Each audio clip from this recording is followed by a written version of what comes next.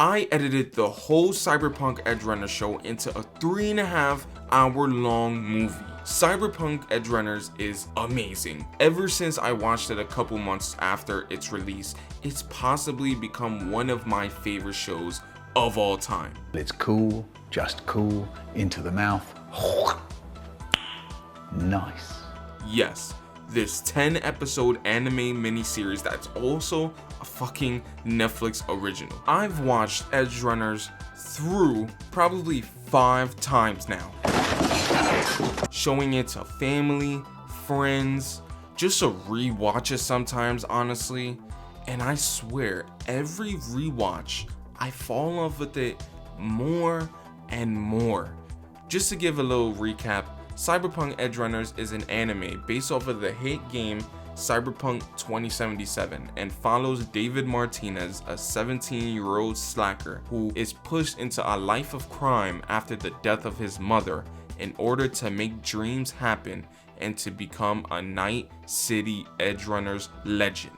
I think that was a pretty good summary, don't you think? Now go watch it. Seriously. Come back to the video when you're done and you can see how much better it would be as movie form.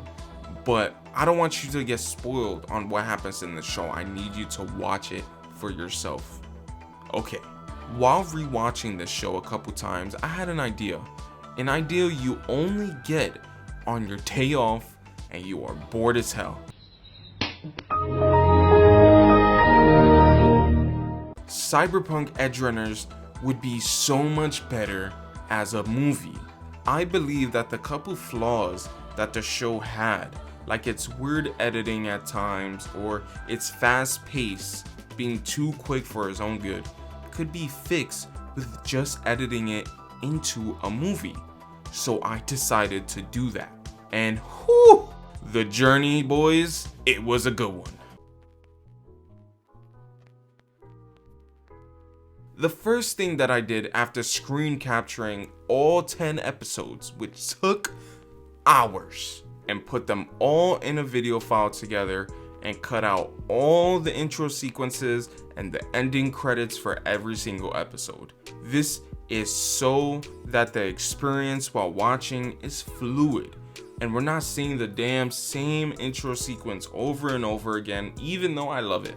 Although, to add a little flavor, instead of starting it right at the first scene when it starts, I made the intro sequence this actual intro of the movie, like other title sequences in movies like the Tobey Maguire Spider-Man movies.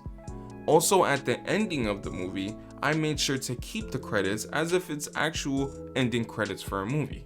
You know, we wanted to feel authentic. Then I did something that took so much work. You guys were probably wondering, hey, if you cut all the intros and the outros and put all the episodes together, it'll feel unnatural, you know? Like the scenes don't correlate with one another. Well, I made sure to go to every part where the 2 episodes are being blended together to see how I could make them seamless and it doesn't take you out of the experience. Now, some of these aren't perfect, but still pretty good. An example of when I blended it is the end of episode 1 and the beginning of episode 2. Both of these scenes end and start in the same location in the Ripper Dock, as David tries to convince the Ripper Dock to put on the Sandy. Check out how I edit it. I want this fused here. High time I chrome the fuck up. Listen, Davey. That there is a military grade piece. Gotta have the build to handle it. See? It's not perfect, obviously, but I'm sure if you were sitting down watching this as a movie and not seeing the show at all, it'll seem pretty good. It'll seem like, you know, flawless. I promise there are other transitions that are way more seamless to the point where I was watching the movie version and I even forgot that we were in a new episode. Here's an example of that.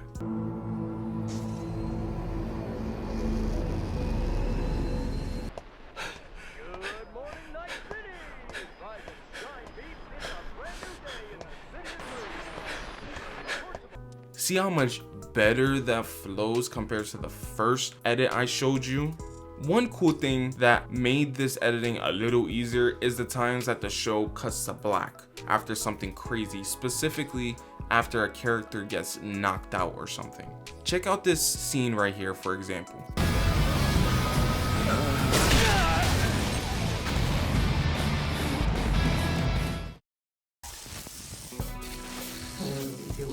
Focus says mine always has been. Why is this running me got it chipped? See? When we see David get knocked out, it glitches into black and possibly have the episode end or fade into another scene. This is perfect for us because it just seems like the editing for transitioning to another scene is accurate to the lore of the world. It will make sense for the character getting knocked out to glitch and everything to go black. Some great stuff here, folks, I'm telling you. Another thing that I remember editing out of the movie is the beginning of episode 4. In the beginning, we see a little glimpse to what's to come in the end of the episode. Though this kind of ruins the crazy ending for that episode because you suspect something bad is going to happen eventually. With editing that clip out and making the end of episode 3 to transition to the scene after the beginning of episode 4, this makes the death of Becca's brother so much more impactful because it surprises you. In the show, they do this because it works for the show, but this is being edited into a movie, so it works so much better that you don't know it's coming and it comes out of nowhere. I bet you were wondering what I did for episode 6, the episode where Maine and Dario die. Well, I didn't really change it at all because this whole episode is damn near perfect. Although, there is one thing I did which makes the ending a little different. In the ending of episode 6, we see David and Lucy driving away from the crime scene as David holds Maine's arms and he stares at them as he's tearing up. Then, it glitches and shows the ending title card and the credits. But instead of just editing to the credits and putting the two scenes together, I made it just go to black. This makes it so that the transition to the next scene seems less sudden since the big moment of this episode just happened. One last thing I wanted to show you guys while I was editing this movie is the way I edited episode 8. This edit is similar to episode 4 where we see a little glimpse into the rest of the episode. A worker and her boss are staying over late working as David trespasses into the building they are in to rob and kill the boss. Though this is from the worker's perspective, where she finds David panicking over her boss's dead body after he kills him. Later on in the episode though, we see the moments leading up to this scene, though now it's in David's perspective, where we see him during slight cyberpsychosis imagining cyberware and machinery coming out of the boss's body, making him shoot the boss and the worker dead. Now, what did I change here? For a movie, it wouldn't make too much sense to do this. It would ruin the flow of the movie. So what I did is look at both of these scenes and what they're trying to convey and show while still being the same events happening after I edit them. So I took that scene in the beginning, the first perspective with the worker, put it to the side for a bit, and made it so that after the ending of episode 7, the scene after is the events leading up to David killing the boss and the worker. So we're not there yet, we're just going about the day.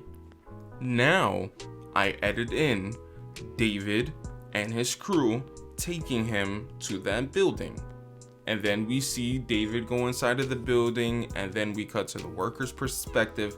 Basically, I'm blending both of these perspectives together. After she dies, this leads to him seeing the picture of the worker and her son, reminding him of himself and his mom, which I used to edit into David's perspective of the incident. So basically, he sees the picture and then it cuts to David's perspective, showing what he actually did. Get it? I think it works. I think maybe if I show you really quick, then it'll work. Fetch it, and then get out of my sight. Last one. Intel says last. Security neutralized. And la-di-da. Doors wide open. David, copy? Heat 6, you there. Not alone. With someone. On you, right on you. Get out of there. David, copy, come on. Director Evans,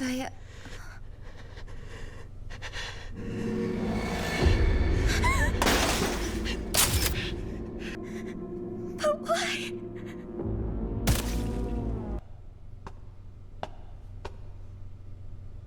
But why?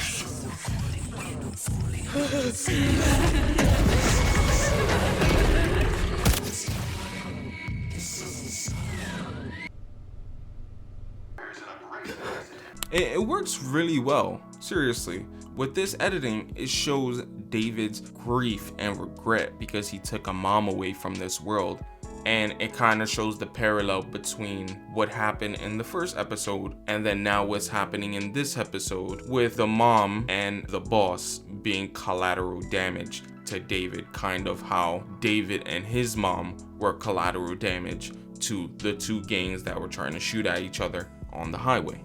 Now, we don't have any needless glimpses into what we will eventually see, and it works great for this movie version of the show.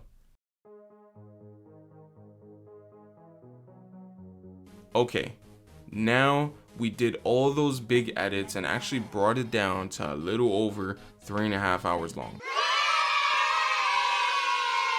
Yes, I know it's a long runtime, but listen, without my edits, it probably would have been almost 5 hours long, and nobody has time to sit for a 5-hour-long movie.